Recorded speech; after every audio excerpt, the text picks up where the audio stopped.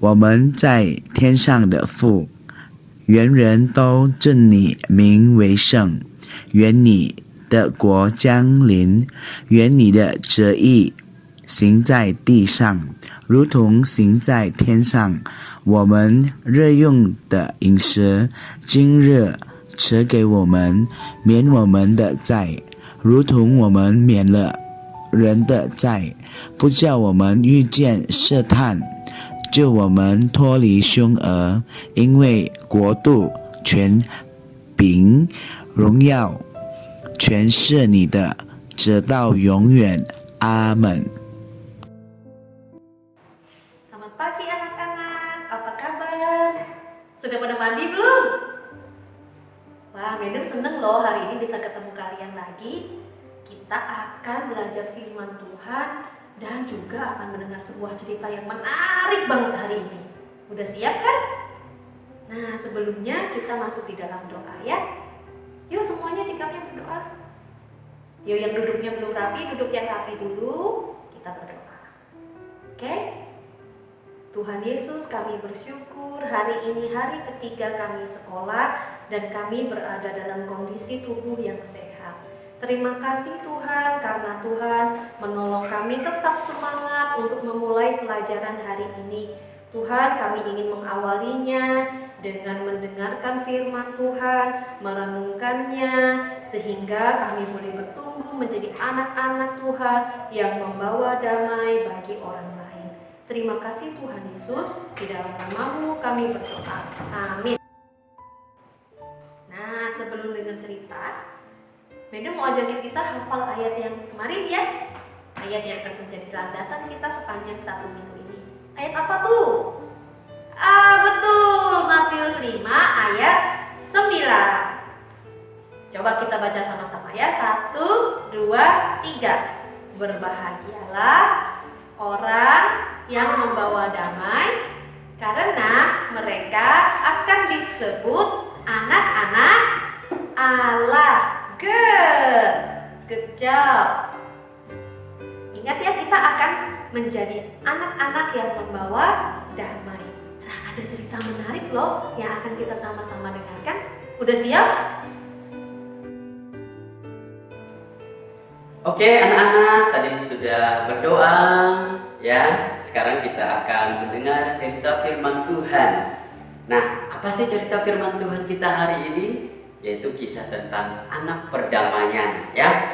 Jadi pada tahun 1962 ya, ada seorang misionaris namanya Don Richardson dan istrinya Carol ya. Nah, jadi mereka berlayar menuju satu tempat, dan kedua hamba Tuhan ini dia adalah orang misi. Nah, orang misi itu artinya mereka pergi ke satu tempat memberitakan tentang Kristus kepada suku atau daerah di mana mereka belum mengenal Injil atau belum mengenal Kristus. Jadi anak-anak mereka pergilah ke satu tempat yang namanya Papua. Nah, pernah dengar Papua enggak? Wah, jadi di Papua itu ada satu suku namanya yaitu suku Sawi. Nah, suku ini hidup di dalam kejahatan, dalam arti mereka belum mengenal Kristus dan mereka adalah suku kanibal. Tahu nggak suku kanibal itu apa anak-anak?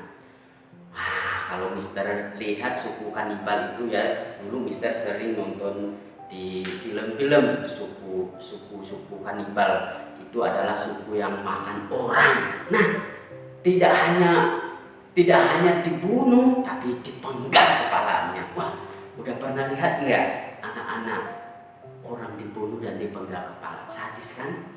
Nah, jadi kedua hamba Tuhan ini tadi, seorang misionaris tadi, Don dengan Carol ini, suami istri mereka pergi untuk memberitakan Injil ke daerah Papua. Tapi apa yang terjadi? Nah, jadi si Don dengan Carol ini tadi, suami istri tadi, mereka pergi ke tanah Papua. Nah, tanah Papua adalah tanah yang subur sebenarnya, di sana kekayaan alamnya banyak. Nah, tapi mereka belum mengenal Injil. Mereka masih hidup di dalam kejahatan mereka. Mereka menjadi orang yang kanibal. Apa sih kanibal? Kanibal itu adalah orang yang potong leher. Kepalanya dipegang. Bahkan mereka makan manusia. Nah, jadi kedua hamba Tuhan ini tadi, yang suami istri tadi, ya, mereka memiliki itikat baik, ya, bagaimana untuk memperdamaikan, ya, untuk mempertemukan kedua suku ini supaya mereka tidak menjadi suku yang jahat, yang suka bunuh, yang suka makan orang, penggal kepala dan sebagainya. Dan dimulai ketika seorang pria menyerahkan bayi, ya, laki-laki kepada musuhnya. Nah, kalian kan juga pernah jadi bayi kan, Mister juga. Nah, itu seorang bayi dikorbankan, ya. Nah, jadi bayi ini dikorbankan dan musuh menerima anak itu dan memeliharanya. Lalu apa yang terjadi anak-anak? Selama anak itu hidup, ya, perdamaian di antara kedua sukunya terpelihara. Nah, jadi kedua suku tadi menjadi suku yang berdamai. Nah, makanya anak yang diserahkan itu disebut anak perdamaian. Nah, jadi begitu ceritanya. Nah, kemudian dipakai ke misionaris tadi. Siapa namanya? Nama misionaris tadi adalah Don, ya, dan juga istrinya. Nah, untuk menunjukkan kepada suku Sawi ini tadi, suku yang jahat tadi, bahwa Allah adalah Bapa yang bersedia. Jadi dia menyerahkan putranya. Siapa nama putranya? Nama putranya adalah Tuhan Yesus, turun dari surga menjadi manusia, kemudian dia mati dan disalibkan. Untuk apa anak-anak? Dia mengorbankan dirinya, mati, disalibkan supaya manusia diperdamaikan. Supaya manusia diperdamaikan dengan siapa? Dengan Allah. Nah, itulah yang dilakukan sehingga diselamatkan. Nah, jadi anak-anak, Yesus Kristus sudah menjadi jalan perdamaian. Jalan perdamaian bagi siapa? Bagi Mister, bagi anak-anak semua, ya, bagi kita semua umat manusia.